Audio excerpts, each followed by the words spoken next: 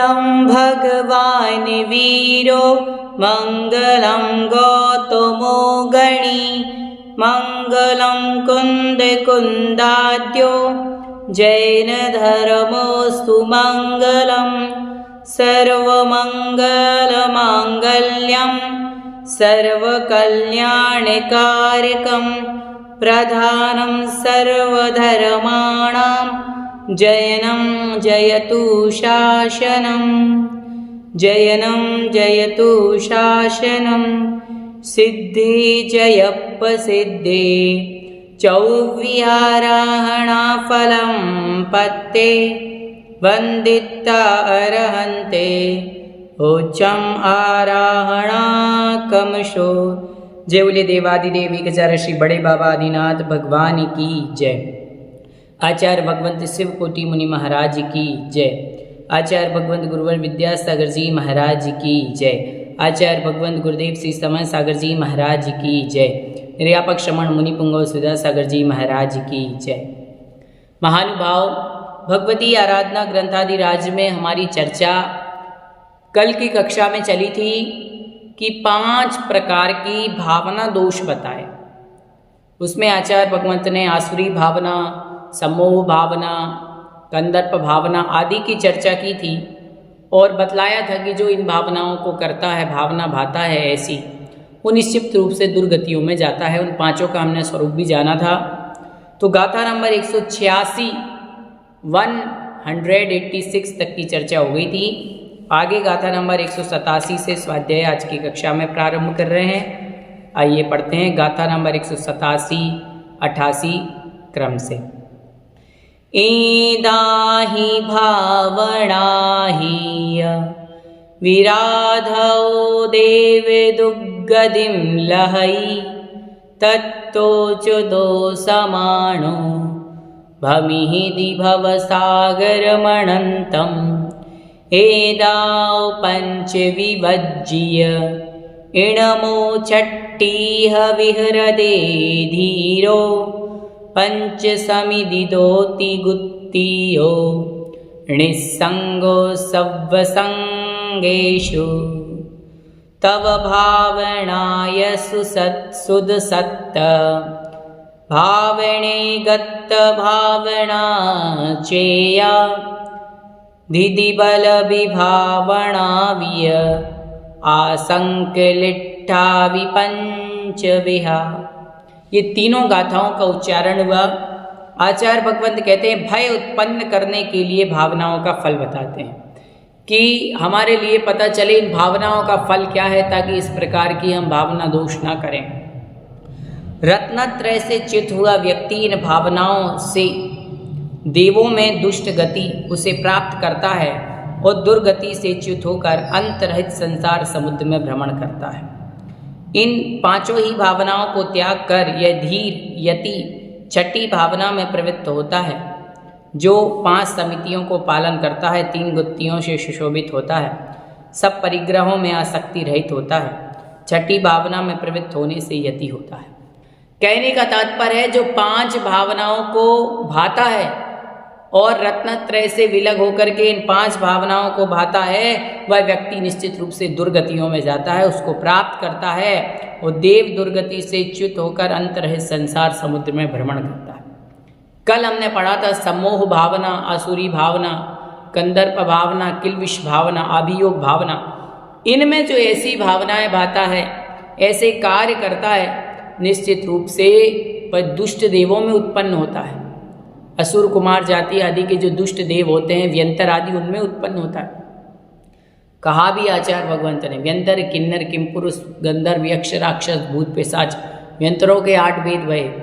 असुर कुमार में भी बताया है ना।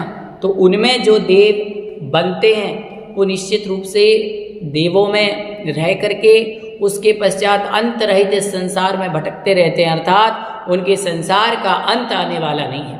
इसलिए आचार्य भगवत कह रहे हैं कि वह जीव दुष्ट जीवों, मतलब दुष्ट गतियों में, देव गति में जाकर के, देव गति वैसे अच्छी होती है लेकिन दुष्ट देवों में उत्पन्न हो जाए, नीच देवों में उत्पन्न हो जाए तो फिर उसका कोई मतलब नहीं है और फिर संसार में भटकते अलग हैं वो अलग। इसलिए 5 भावनाओं को न भा करके जो छठी भावना है उसका पालन, छठी भावना कौन सी है, तो वह छठी भावना भी आचार्य भगवंत बता रहे कि जो 5 समितियों से सहित है, 3 गुप्तियों से सहित है, जिस भावना में मुनिराज लीन रहते हैं, ऐसी छठी भावना संक्लेश रहित 5 प्रकार की है।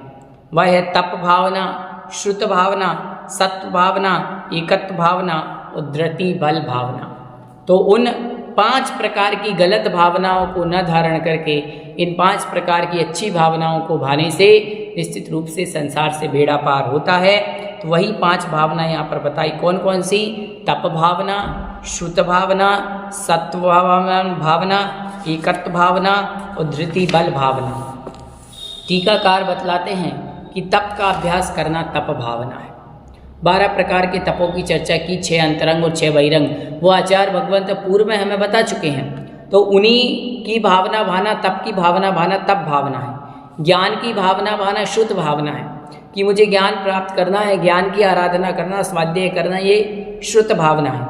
निर्भयता की भावना भाना सत्व भावना है कि मैं निर्भय हूँ, मुझे किसी प्रकार से किसी का डर नहीं है, सत्व भावना।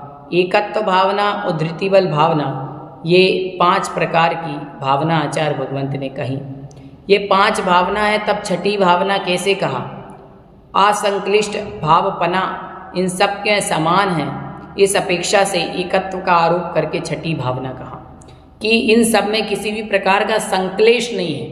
वो 5 प्रकार की जो भावना थी उनमें संक्लेश था, तो 5 प्रकार की संक्लेश को उत्पन्न करने वाली भावनाएं हैं। और इन 6 जो 5 भावना बताई, इन 5 भावना में तप भावना, शुद्ध भावना, इनमें संक्लेश नहीं है, असंक्लेश है, इसलिए इनको सामान्य से छठी भावना कह दिया है ना। तो ये असंक्लिष्टपना है इनमें, इसलिए असंक्लिष्टपना रूप ये छठी भावना है, जिसके अंतर ये 5 भावनाएं आ गई। तो आचार्य भगवंत ने इस गाथाओं में बताया कि इन 5 भावनाएं जो विशेष की अपेक्षा तपो भावना आदि भेद कहे, ग्रंथकार ने इसी प्रकार से इनको बतलाया है ताकि इन भावनाओं को भाग करके हम अच्छी गति में जा सके और उन 5 भावनाओं को छोड़ सके। तो 5 भावना हमारे लिए नई भावना है। कौन कौन सी 5? किल्बिष भावना, कंदर्प भावना, अभियोग भावना और सम्मोह भावना और आसुरी भावना। ये 5 भावनाएं नहीं भाना। तो कौन सी 5 भावनाएं भाना है? श्रुत भावना भाना है और तप भावना भाना है, निर्भयता अर्थात सत्व भावना भाना है, एकत्व भावना और धृति बल भावना भाना है। ये याद रखना। अब आगे गाथा नंबर 190 और 91 की चर्चा होगी। तव भावनाय पंचेन्द्रियाणि दन्तानि तस्सव समेन्ति इंद्रिय जोगायिर्यो समानाधिकरणानि सो कुणै इंद्रियेषु साउलौ घोर परिसय पराजिय परस्सो अकद परियम कीवो मुज्जदि आराहणा काले। गाथा नंबर 190 में कहते हैं तप भावना समाधि का उपाय कैसे है, इसकी चर्चा आचार्य भगवंत कहते हैं। तो का द्रव्य और भाव रूप से तप की भावना 5 इंद्रियों को दमित होकर उसे तप की भावना वाले वश में हो जाती है। 5 इंद्रियों की शिक्षा देने वाले आचार्य रत्नत्रय का समाधान करने वाली क्रियाओं को करता है। इसका भाव यह है कि तप से दमित इंद्रियां साधु में काम राग को उत्पन्न नहीं करती हैं। जो भूख आदि से पीड़ित है वह स्त्रियों के साथ रति क्रीड़ा आदि करने में रुचि नहीं रखता, यह प्रसिद्ध है। कहने का तात्पर्य यह है, आचार्य कह रहे हैं कि जो द्रव्य और भाव रूप से तप भावना में लगा हुआ है, शरीर से तप कर रहा है, अनशन ऊनोदर आदि तप को कर रहा है, वह किसी भी प्रकार से पंच इंद्रिय के विषयों में प्रवृत्त नहीं हो सकता। तप करने से पंच इंद्रिय के विषयों में प्रवृत्त होने की जो आसक्ति है वो दूर हो जाती है, खत्म हो जाती है। उदाहरण दिया, जो मुनिराज भूख आदि वेदना से पीड़ित है अर्थात तपस्या के द्वारा भूख आदि को सहन कर रहा है, उसको स्त्री आदि सुख में कैसे रति आएगी, अर्थात नहीं आएगी। शंका करते हैं कि जो उपवास आदि करता है उसको आहार देखने में, आहारचर्या सुनने में और उसके सेवन में अत्यंत आदर ही होता है। अतः यह कहना अयुक्त है कि तप भावना से इंद्रियां दमित होती है। ये शंका की, उसका समाधान आचार्य भगवंत करते हैं कि इंद्रियों के विषय में होने वाले राग द्वेष परिणाम कर्मों के अशुभ हेतु होते हैं, इसलिए वे अहितकारी हैं। इस परिज्ञान पूर्वक तपो भावना से किए गए अनशन आदि जो विषय सुख के परित्याग रूप है, इंद्रियां दमित होती हैं। बार बार सेवन किया गया विषय सुख राग को उत्पन्न करता है, किंतु भावना से दमित नहीं हुआ करता। कहने का तात्पर्य है, आचार्य भगवंत इसमें बता रहे हैं कि राग द्वेष आदि करेंगे तो राग द्वेष करने से जो आश्रय होगा वो अशुभ आश्रय होगा, और वह अशुभ आश्रय अहितकारी है, कर्मों का बंद कराने वाला है, दुर्गतियों में पहुंचाने वाला है। इसलिए तप भावना करने से जो मुनिराज अनशन ऊनोदर आदि जो तप करते हो उनसे उनको दुख नहीं होता। समझ रहे हो आप? मुनिराज को उपवास आदि करके दुख नहीं होता, वो तो सुख का आनंद का अनुभव करते हैं। अनशन आदि तप करके आनंद का अनुभव करते हैं, वैया वृत्ति आदि तप करके आनंद का अनुभव करते हैं। उनको किसी भी प्रकार का दुख नहीं होता। वो ये नहीं सोचते कि मुझे दुख है, वो तो ये सोचते हैं मुझे तो सुख है, मैं तो आनंद में हूँ। ऐसा मुनिराज अपने मन में विचार करते हैं, तो उससे कर्मों का ही क्षय होता है, और जो पांचों इंद्रियां हैं वो वश में रहती है, इंद्रियों का दमन होता है।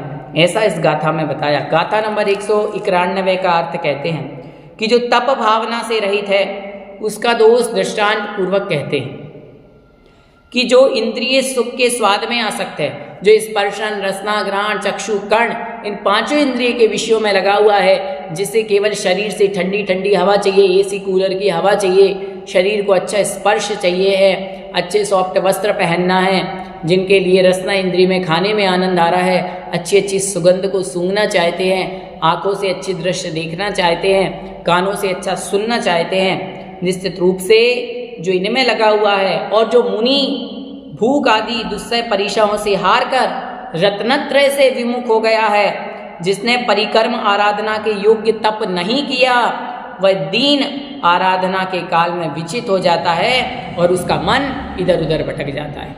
जो मुनि अच्छे रूप से तप का पालन नहीं करता है, भूख आदि परीक्षाओं से डर करके रत्नत्रय से विमुक्त हो जाता है, रत्नत्रय से विमुख हो जाता है, निश्चित रूप से वह आराधना के काल से विचित हो जाता है और इधर उधर भटकने लगता है, संसार में परिभ्रमण करने लगता है। अगली गाथाओं में इसका दृष्टांत आदि बतलाते हैं। जोगमकारिजंतो अस्सो सोहलालियो चिरम कालम रणभूमिये वाहिज्य माणौ जहिणक जयरो। जैसे जिस घोड़े को शब्द के संकेत पर चलने, भ्रमण, लंघन आदि की शिक्षा नहीं दी गई, वह चिरकाल तक सुर पूर्वक लालन पालन किया गया है, वह घोड़ा युद्ध भूमि में सवारी के लिए ले जाया गया कार्य नहीं करता, वैसे ही यति जानना। कि कोई घोड़ा है जिसका बहुत अच्छे तरीके से लालन पालन किया गया, उसको खिलाया गया पिलाया गया, पर उसको ट्रेंड नहीं किया गया, तो युद्ध भूमि में ले जाओगे तो वो कार्य नहीं करेगा। उसको मालूम ही नहीं है कैसे दौड़ना है, क्या संकेत करने पर दौड़ना होता है, क्या संकेत करने पर रुकना होता है, क्या संकेत करने पर योद्धा के ऊपर प्रहार करना होता है, क्या संकेत करने पर छलांग लगानी पड़ती है। उसको ये सब चीज़ें जब सिखाई ही नहीं गई, वो युद्ध भूमि में फेल हो जाएगा। उसी प्रकार से साधु है, जब तक वो तपस्या करके प्रयास नहीं करेगा कि पंच इंद्रिय के विषयों को कैसे संयमित रखना है, ये पांचों इंद्रियां हैं, इनके लिए कैसे अपने कंट्रोल में रखना है, कैसे जीतना है, यदि वो तप नहीं करेगा, निश्चित रूप से विषयों के चक्र में फंस सकते हैं। मुनिराज रत्नत्रय से विमुख हो जाते हैं, इसलिए तप करना आवश्यक है।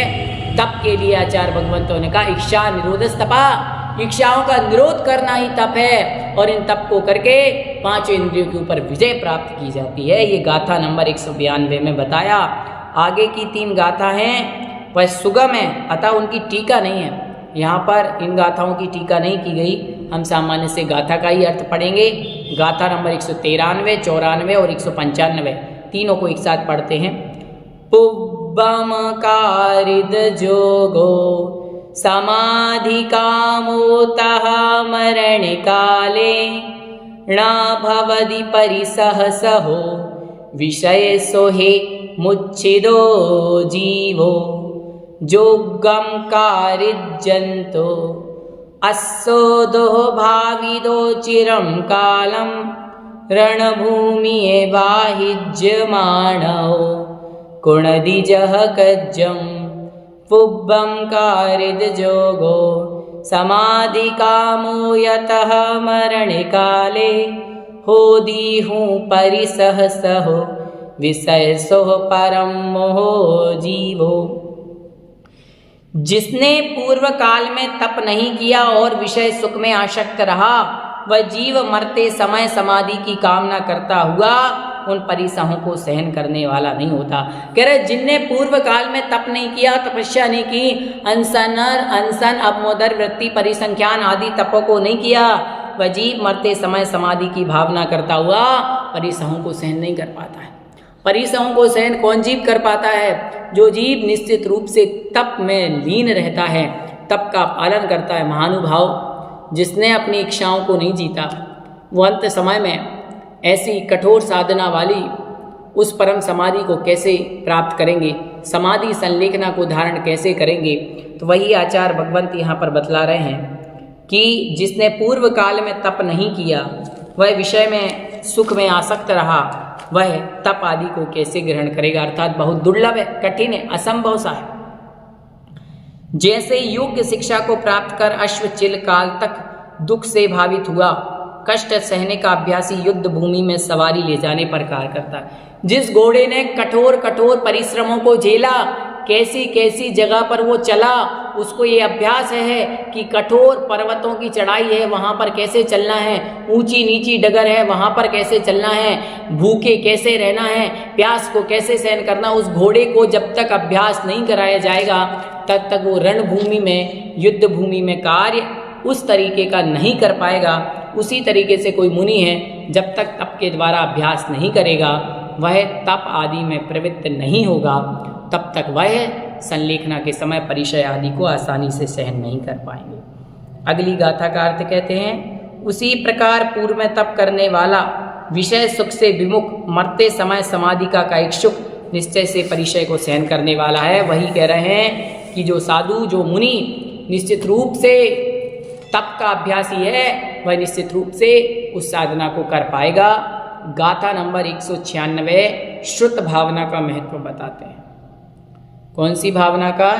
श्रुत भावना का महत्व बताते हैं। तप भावना की चर्चा हुई और तप भावना में हमें यही सीखना है कि जो जीवन भर तपस्या करता है, त्याग करता है, निश्चित रूप से अंत समय में वह सुख दुख आदि सब परीक्षाओं को सहन करने के लिए मजबूत हो जाते हैं। पूज्याचार्य विद्यासागर जी महाराज ने जीवन के 56 वर्षों तक कठोर साधना की। जब जीवन का अंत समय आया तो किसी भी प्रकार के परिसहों से नहीं डरे, सारे परिसहों को सहन करते हुए उन्होंने संलेखना को धारण किया। सुध भावनायणाणम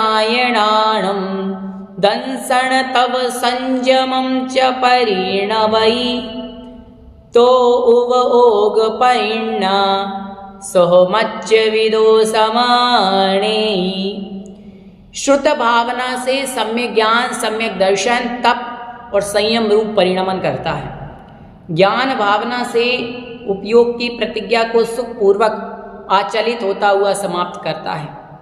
टीकाकार कहते हैं, श्रूयते, जो सुना जाता है वह शुद्ध है।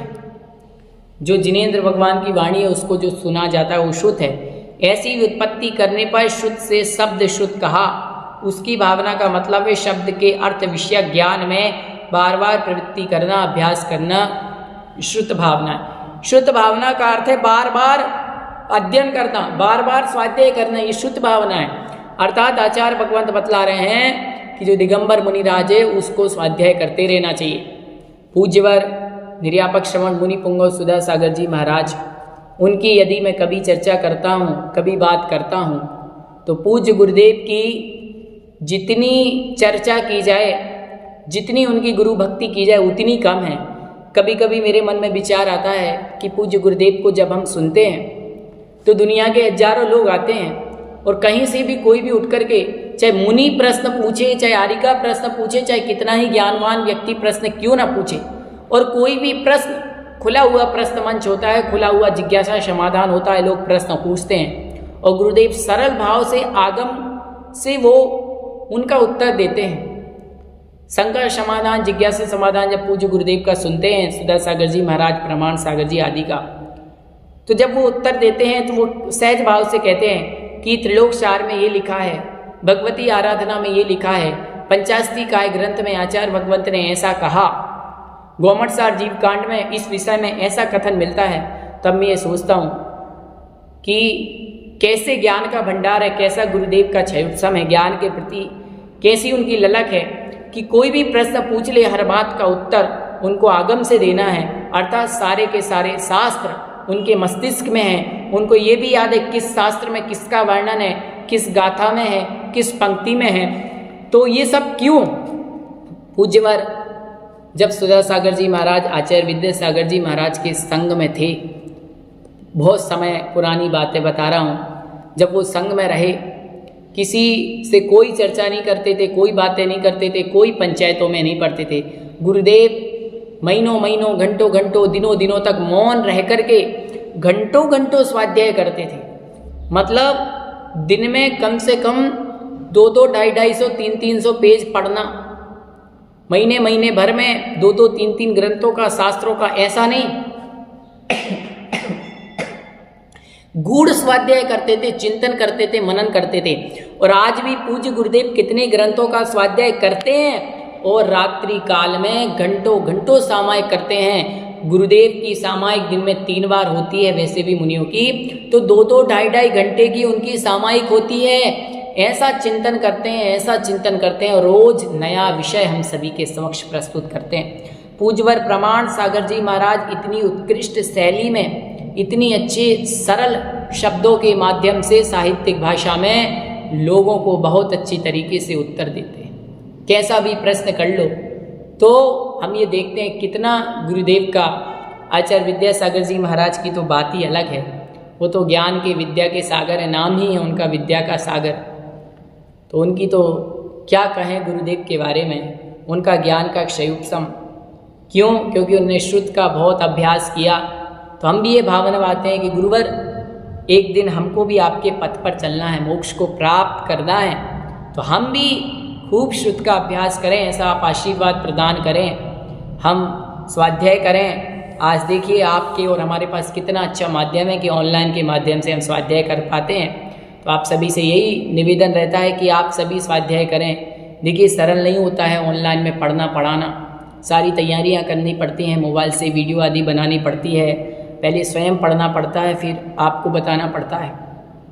इसलिए हमें सौभाग्य मिला कि हम ये ग्रंथ पढ़ रहे हैं, इसलिए श्रुत का बार बार अभ्यास करो। ये चर्चा आज आ गई तो इतनी बात कह दी। आगे कहते हैं कि श्रुत शब्द, श्रुत का बार बार पढ़ना श्रुत भावना है, तो ज्ञान उससे भिन्न है क्या, ऐसी शंका करने पर उत्तर देते हैं श्रुत का कार्य ज्ञान है, अतः उसे भी श्रुत शब्द कहते हैं। इसमें कोई दोष नहीं है। जो गच्छति अर्थात चलती है वह गो है, ऐसी व्युत्पत्ति करने पर अश्व आदि को गो शब्द से नहीं कहा, किंतु रूढ़ी बस गल कम्मल वाले पशु को ही गो कहा। इस प्रकार भी श्रूयते, जो सुना जाता है वह श्रुत है। ऐसी व्युत्पत्ति करने पर कान से जो वचन समूह सुना उन सबको श्रुत नहीं कहते, किंतु अपनी आगमिक रूढ़िबद्ध गणधरों द्वारा रचे गए शब्द को श्रुत कहा जाता है। उसी प्रकार शुद्ध ज्ञानावरण के क्षेपसम निमित्त से होने वाले ज्ञान को श्रुत कहते हैं। उस श्रुत ज्ञान की भावना से समीचीन ज्ञान, दर्शन, तप, संयम रूप परिणति को प्राप्त हो। आचार्य भगवंत ने ये बतलाया कि जिनेंद्र भगवान की जो वाणी है वह श्रुत भावना है, और उसी श्रुत को हमें ग्रहण करना है, उसी श्रुत को हमें यहाँ पर पढ़ना है। फिर शंका करते हैं कि जो ज्ञान भावना में लीन है, ज्ञान रूप परिणति होता है, किंतु वह दर्शन आदि अन्य परिणाम रूप परिणत कैसे हो सकता है। जो क्रोध रूप परिणत है वह माया रूप से परिणत नहीं हो सकता। समाधान, यह दोष उचित नहीं है। जिसके बिना नहीं होता वह उसके होने पर अवश्य होता है। जैसा जो बनाया हुआ है वह अनित्य अवश्य है। ज्ञान के बिना सम्यक दर्शन आदि नहीं होते। फिर शंका करते हैं, यहाँ तर्क यह होता है कि असंयत सम्यक दृष्टि के ज्ञान हैं, तब क्या उसके तप और संयम आदि हैं? यदि संयम है तो वो असंयत कैसे? और तप और संयम नहीं है तो यह सूत्र गाथा में कैसे ठीक? कह रहे हैं कि जो चौथा गुण स्थानवर्ती असंयत सम्यक दृष्टि जीव है उसके ज्ञान तो है, तो क्या उसके तप संयम आदि हैं? और तप संयम आदि नहीं है तो यह गाथा सूत्र फिर ठीक कैसे हो सकता है?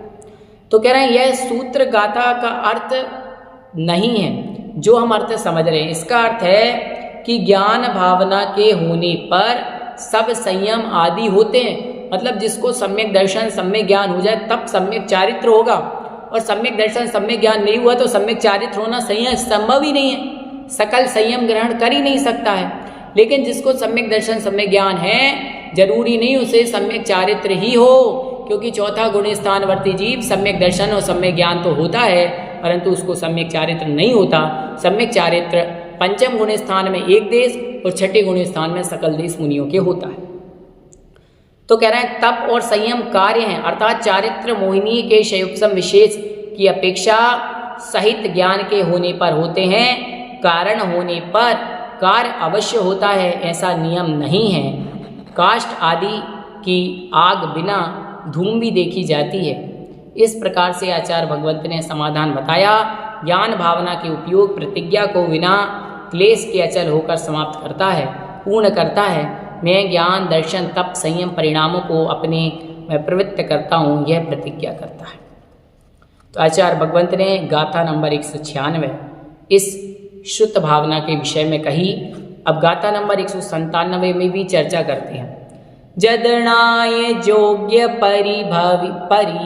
भाविदस्य जिणवयण मणुगद मनस्स सदिलोवम कादुंजे नाचयंती परिसहा ताहे, कि तब यत्न से अपने को तप में भावित करने वाले के जिनागम के अनुगत चित्त वाले के स्मृति का लोप करने में परिसय समर्थ नहीं होते।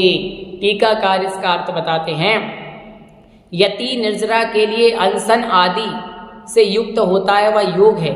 इस व्युत्पत्ति के अनुसार योग शब्द से बाह्य तप कहा, अर्थात तप में जो भावित होता है, जो यत्न पूर्वक तप करता है और अपने चित्त को जिनागम के अनुसारी बनाता है, उसकी स्मृति का अर्थात रत्नत्रय पूर्ण परिणामों के प्रबंध संपादन में उद्योग करने की जो स्मृति है कि मुझे रत्नत्रय रूप परिणामों को संपन्न करने में उद्योग करना है, उसकी स्मृति का लोप नहीं कर सकती। इस गाथा से यह कहा, सतत अभ्यास करने से शुद्ध ज्ञान निर्मल और प्रबल होता है।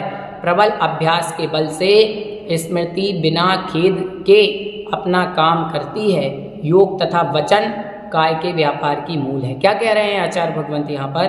बहुत अच्छी बात इन्होंने समझाई कि जिनागम का जो मूल है, जिनागम का स्वाध्याय, जिनागम का पठन पाठन आदि करने से वो चारित्र में दृढ़ होने की शक्ति भी आती है।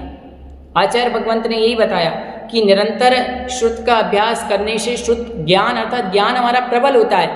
देखिए महानुभाव, आप लोग स्वाध्याय करते हैं, जब हमने कुछ भी नहीं पढ़ा था तो हमें कुछ भी नहीं आता था। आज जैसे हम थोड़ा थोड़ा स्वाध्याय करते हैं तो हमारी शुद्ध ज्ञान का क्षेपसम बुद्धि बढ़ती जाती है। आगम में हम एक बहुत अच्छी प्रकार से ऐसी स्थिति में आ जाते हैं कि हमें ज्ञान हो जाता है क्या है। जैसे कि आज हमें पता है सच्चे देवसास गुरु के अलावा, नव देवताओं के अलावा अन्य कोई खोटे देवी देवता पूजनीय नहीं है। सम्यक दर्शन क्या है, सम्यक ज्ञान क्या है, सम्यक चारित्र क्या है, 4 प्रकार की आराधना क्या है, संलेखना समाधि मनन क्या होता है, उसके बारे में हम अच्छी तरीके से जान चुके हैं कि आत्महत्या और संलेखना में क्या अंतर है, हम जान चुके हैं। तो वही यहाँ पर चर्चा कर रहे हैं कि बहुत आवश्यक होता है ज्ञान, और बार बार अभ्यास करने से वो मजबूत हो जाता है। जो साधु 12 प्रकार के तपों से और 5 प्रकार के स्वाध्याय से अपनी आत्मा को संस्कारित करते हैं, निरंतर ज्ञान ध्यान तप में लीन रहते हैं, वे साधु विषय कसायों के जाल से मुक्त होते हुए पतन को प्राप्त हो जाते हैं। अर्थात कह रहे हैं कि साधु को मुक्त हो जाते हैं। पतन को प्राप्त हो जाने का मतलब मुक्त हो जाते हैं जो 12 प्रकार के 6 अंतरंग और 6 बहिरंग तप में लीन रहते हैं, 5 प्रकार की स्वाध्याय करते हैं, वाचना प्रचना आमना अनुप्रेक्षा आदि, जो ज्ञान ध्यान तप में लीन रहते हैं, वे साधु कषायों के जाल से मुक्त हो जाते हैं।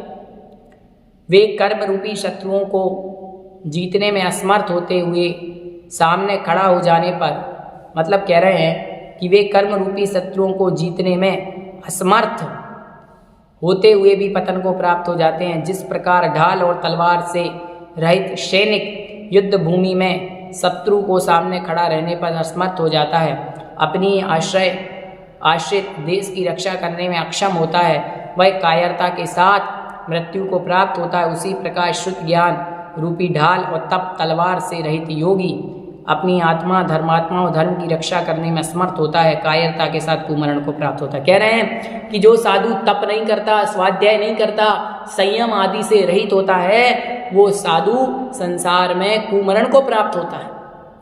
और जो साधु 12 प्रकार के तप में लीन रहता है, 5 प्रकार के स्वाध्याय से संस्कारित होता है, ज्ञान दान तप में लीन रहते हैं, वे साधु विषय कषाय के जाल से जो दूर रहते हैं, जो क्रोध आदि कषाय नहीं करते, वे निश्चित रूप से सुमरण को प्राप्त होते हैं। परंतु जो साधु जैसे कोई सैनिक तलवार शस्त्र आदि का ज्ञान नहीं है, वो युद्ध भूमि में चला जाए तो उसका निश्चित रूप से मरण होगा। उसी प्रकार से जो साधु मतलब जो व्यक्ति युद्ध भूमि में चला जाए और शस्त्रों का ज्ञान नहीं है तो मरण को प्राप्त होगा। उसी प्रकार से जो साधु जैसे ज्ञान नहीं है, तप नहीं है, संयम नहीं है, किसी भी प्रकार का स्वाध्याय नहीं है, वो रत्नत्रय की आराधना नहीं कर सकता। इस प्रकार से यहाँ पर शुद्ध भावना की आचार्य भगवंत ने बहुत अच्छे से चर्चा की।